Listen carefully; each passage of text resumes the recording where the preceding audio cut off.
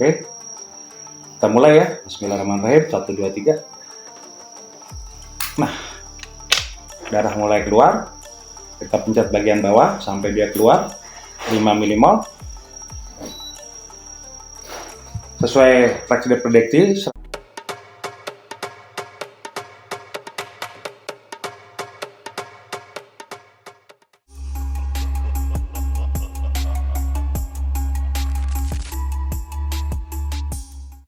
Selamat pagi, sahabat-sahabat Indonesia. Hari ini kita akan coba mempraktekkan hal yang paling mendasar pada tata kelola diabetes mandiri ya, bagi kawan-kawan. Oke, kita melakukan pengecekan darah puasa ya.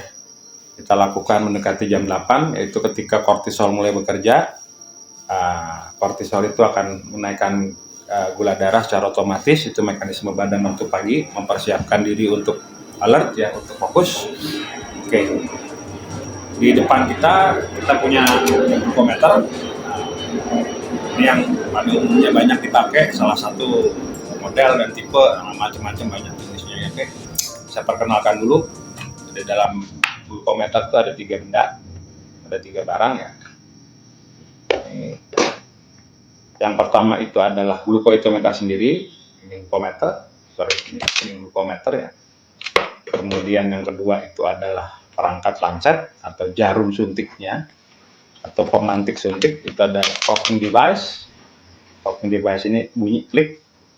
Nah, itu bunyi klik. Nah, kemudian kalau kita pencet tombol merahnya, jarumnya keluar di dalamnya. Nanti kita praktekkan. Nah, ini jarum sudah memantik. Nah, ini glucose strip. Glucose strip ini sangat penting. Jadi pada para kawan-kawan sebelum memakai, perhatikan expirednya tahun berapa. Ini 2026 bulan 9 tanggal 20. Dan saat dibuka itu pada tanggal 6 bulan 8. Jadi untuk glucose strip tidak boleh digunakan 3 bulan semenjak kartutnya dibuka. Perhatikan posisi dibukanya dan perhatikan tanggal. Kalau tanggalnya sudah expired, buang ke sampah ya. Jangan digunakan lagi ya.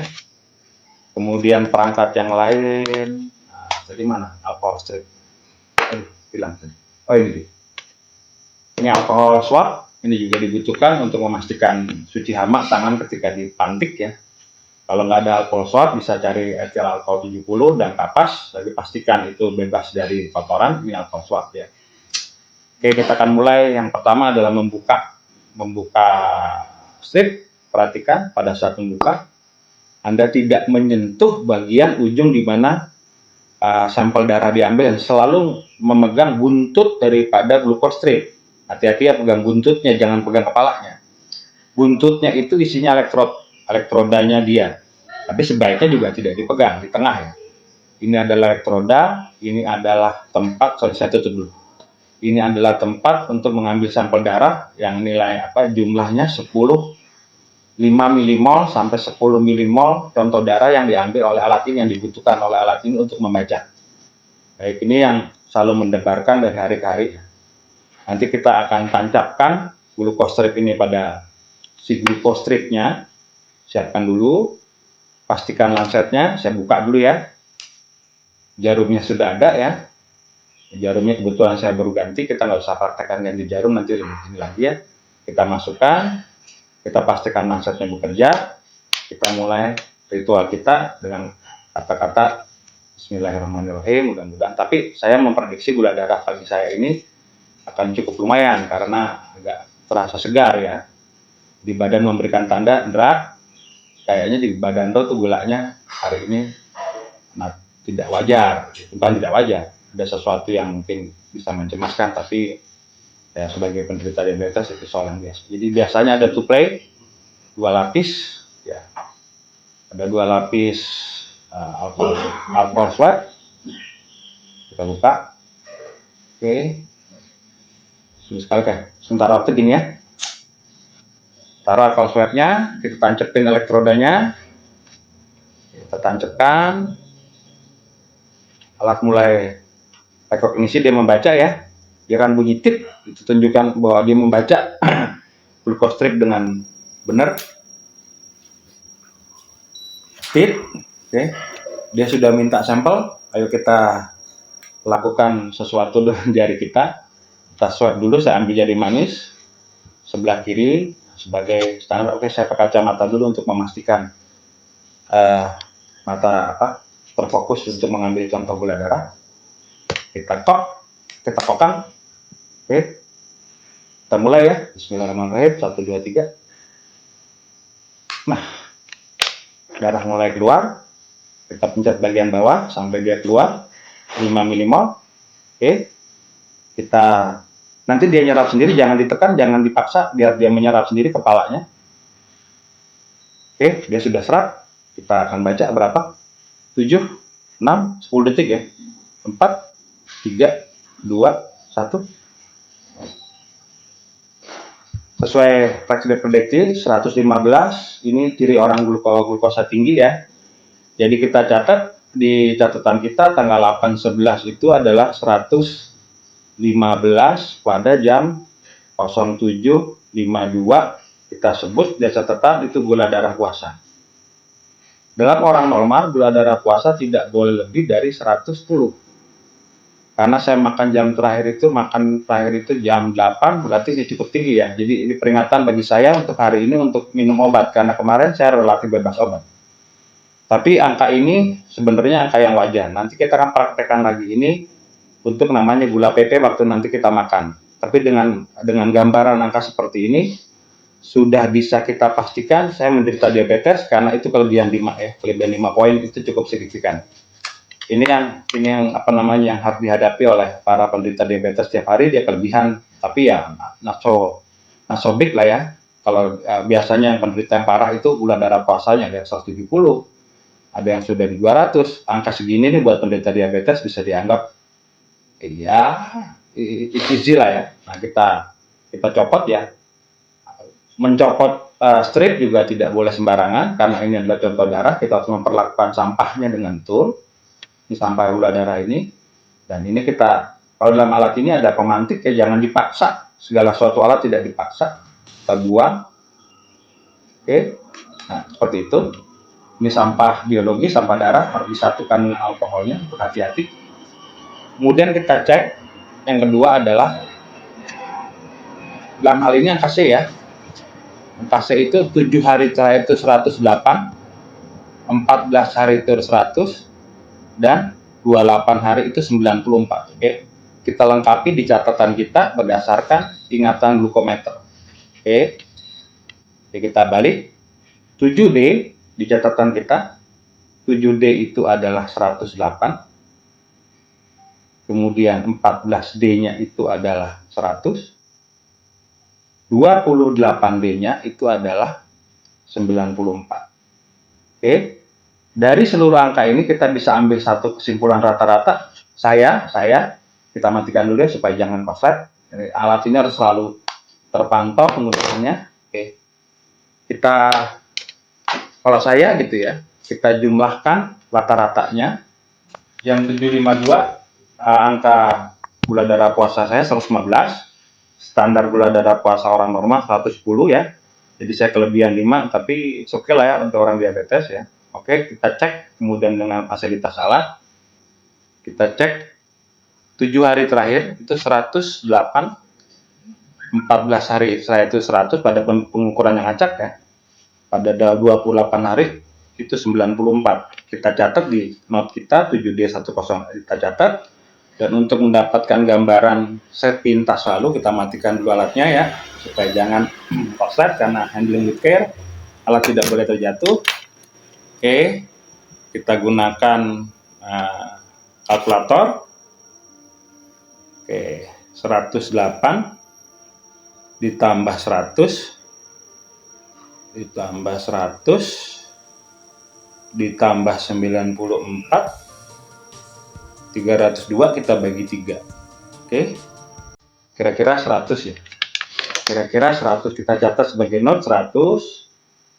Nah, kalau buat saya ini kita kasih tanda bahwa deviasinya kira-kira 10-20% dari angka standar. Saya ngambil angka katakanlah 20 poin, dia di 120 rata-rata. Kita cek berapa HbA1c kita. Kalau kita menggunakan ini, oke ya. Kita masuk ke kalkulator HbA1c untuk dapat gambaran. Jangan panik, saya pun panik karena angkanya segitu, biasanya 90 gitu. Mungkin pengaruh obat, ini karena nggak ada pengaruh obat. HbA1c, TMG, atau kalkulator, ini adalah pengubah dari angka ya HbA1c kalkulator ya. Kita klik, coba kita klik. Lama sekali dia.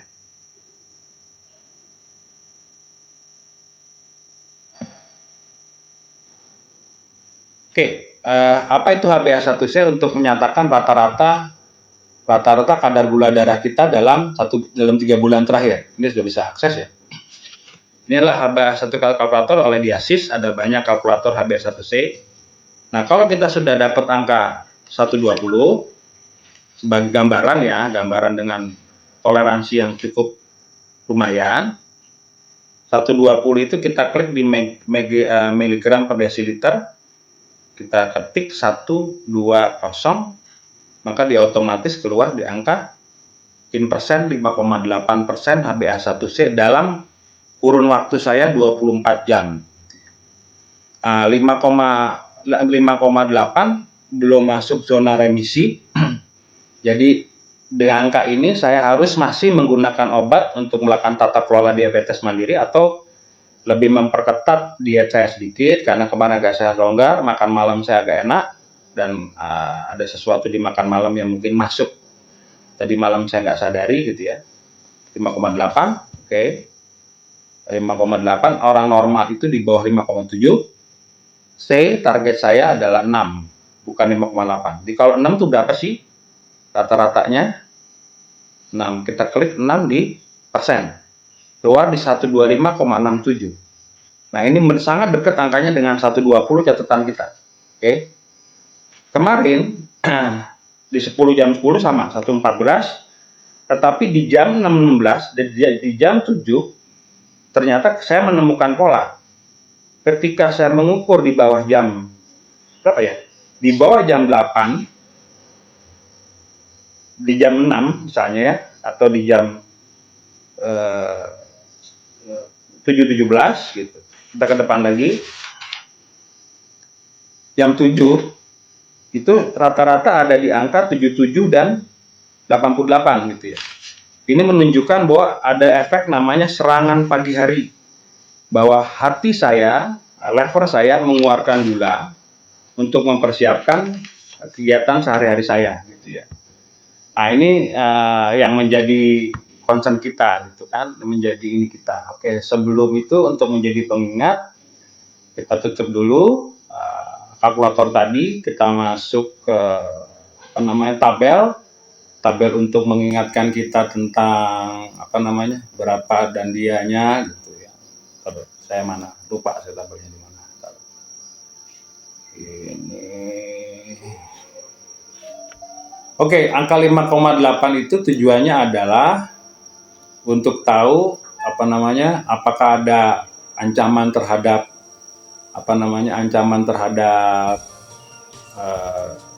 komplikasi.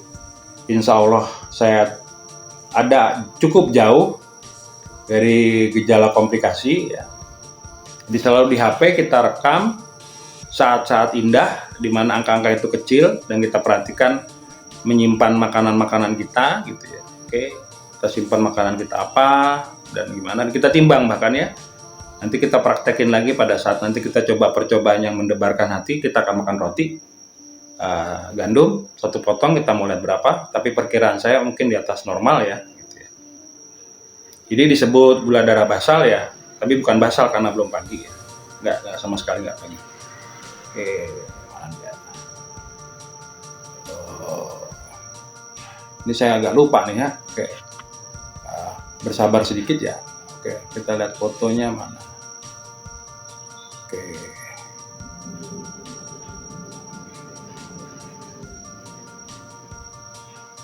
Oke, ini dia tabelnya, tabel gula darah. Oke, kawan kan bisa lihat tadi berapa angka kita? 5,8. Ini in range-nya di bawah 5,7. Jadi kalau prediabetes itu 5,7 sampai 6,44%, atau kira-kira kadar gula darah 117 mendekati ya, di 115 sudah sangat dekat gitu ya, dengan angka 5,7 atau 6,4. Tapi yang target kita itu adalah di strip kuning ini. Kalau bisa di strip 7 sangat baik, tapi sementara waktu kita mencoba untuk bertahan di 115 di sini, 117 ya. Kita dapat di 115, alhamdulillah kita berada pada zona yang sudah hijau kalau menurut ini. Sedangkan ini 117 sampai 137 gula puasa kita. Kira-kira demikian. Nanti kita akan melakukan percobaan makan roti gandum satu potong utuh. Nanti kita coba, kita ambil gambar lagi. Setelah itu kita record lagi pengambilan sampel darah. Dalam perkiraan saya, nanti saya akan mendapatkan angka di 160 atau di angka lebih tinggi dari itu, 170 pada 2 jam PP. Kita anggap ini adalah angka baseline kita atau angka titik start kita untuk kita sarapan nanti. Kita akan mencoba seberapa jauh kita siapkan kolom kanan kita untuk nanti mencatat ini gula 2 PP kita pada jam yang berkaitan. Oke. Sekali lagi, sebelum kita tutup, simpan alat dengan baik dan benar. Oke. Selalu simpan dalam case-nya karena dia tidak boleh terjatuh atau tidak boleh terkontaminasi. Begitu pula lancet disimpan pada tempatnya, dan glukometer itu selalu disimpan di dalam kotaknya dia untuk menghindari dari basah. Dan benda ini dilarang ditaruh dekat WC atau di kulkas ya, ditaruh di ruang suhu kamar. Kita simpan baik-baik, kita zip. Nah, data yang tadi nanti kita pindahkan di buku besar. Kita akan pindahkan tanggal berapa tadi? Tanggal 11 ya, kita pindahkan nanti ya, saya akan catat, tapi sementara waktu biar ingat dulu. 115. Seperti prediksi saya kemarin 114, ternyata betul prediksi saya benar. Itu di jam 07.52. Oke, nanti saya prediksi kita adalah di 160 ketika saya makan roti 160-170. Begitu pula dengan sampah ini, sampah medis juga ditaruh dalam kotak alkohol swabnya karena ini darah. Kita simpan di sini untuk tanggung jawab kita terhadap lingkungan. Buangnya juga nggak sembarang ya, ditaruh dalam alkohol swabnya supaya tidak ada apa-apa. Kemudian pastikan ini juga darahnya masih ada, pastikan juga dibersihkan lagi sampai bersih. Udah bersih ya, jangan ada infeksi, jangan ada yang aneh-aneh. Swabnya kita simpan dalam alkohol swabnya, dalam wadah alkohol swabnya. Oke, kemudian kita tutup. Nah, kemudian demikian kira-kira kawan-kawan, hari ini tidak terlalu menyenangkan buat saya, tapi oke lah, kira-kira begitu. Mudah-mudahan kita tetap selalu sehat, kawan-kawan juga bisa menjaga kesehatan. Teman-teman pejuang DM terus berjuang, kita dalam perjuangan panjang. Oke, makasih.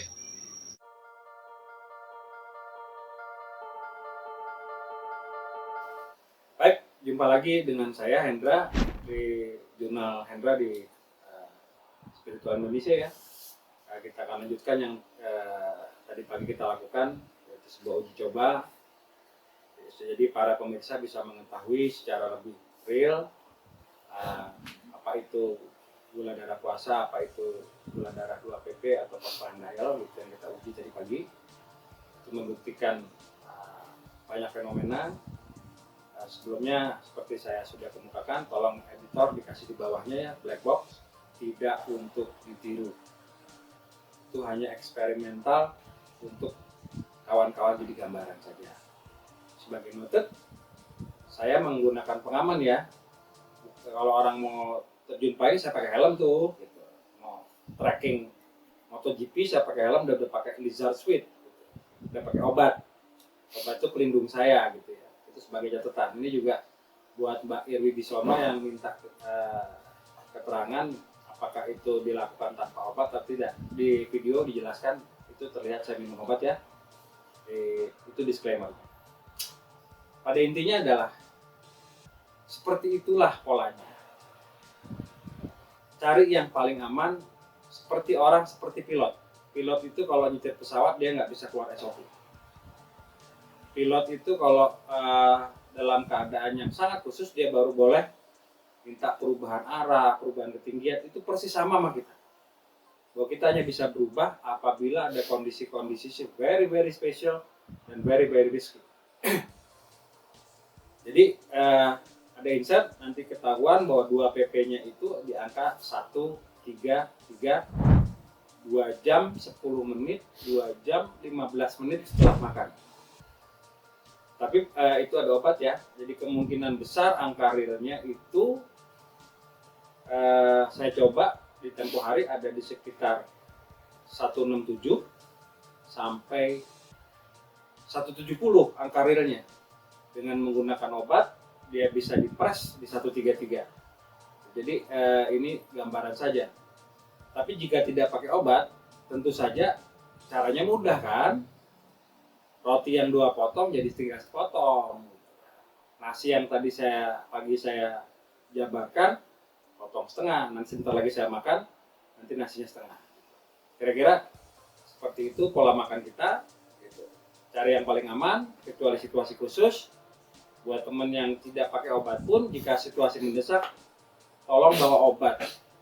Tolong bawa obat kalau sedang di lapangan dan situasi menuntut situasi yang berbahaya.